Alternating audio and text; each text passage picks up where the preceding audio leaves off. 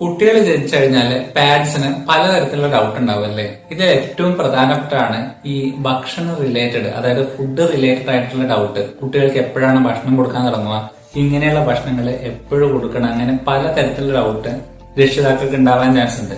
ഇതിൽ ഏറ്റവും പ്രധാനപ്പെട്ട ഒരു ഡൗട്ടാണ് ഈ ഡ്രൈ ഫ്രൂട്ട്സ് എപ്പോഴും കൊടുക്കണം എന്നുള്ളത്.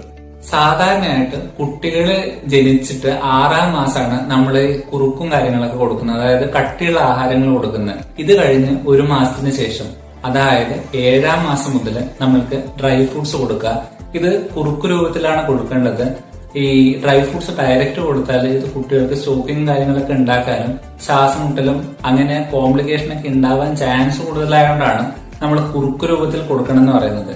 ഇങ്ങനെ ഡ്രൈ ഫ്രൂട്ട്സ് കൊടുക്കുമ്പോൾ ഇവർക്ക് ശരീരത്തില് ചൊറിച്ചിലോ കൊഴുപ്പോ ഉള്ള കാര്യങ്ങളൊക്കെ ഉണ്ടാവുക, അല്ലെങ്കിൽ വോമിറ്റിങ്ങോ ലൂസ് മോഷനൊക്കെ ഉണ്ടാവുക, ഇങ്ങനെയുള്ള ലക്ഷണങ്ങളൊക്കെ ഉണ്ടെങ്കിൽ ആ കുട്ടി ആ പെർട്ടിക്കുലർ ഡ്രൈ ഫ്രൂട്ട്സോ ആയിട്ട് ഈ അലർജി ഉണ്ട് എന്നാണ് കാണിക്കുന്നത്. ഇങ്ങനെയുള്ള ലക്ഷണങ്ങൾ ഉണ്ടെങ്കിൽ നിങ്ങൾ പിന്നീട് 1 വയസ്സിന് ശേഷം മാത്രമേ ഡ്രൈ ഫ്രൂട്ട്സ് കുട്ടികളിൽ ട്രൈ ചെയ്യാൻ പാടുള്ളൂ.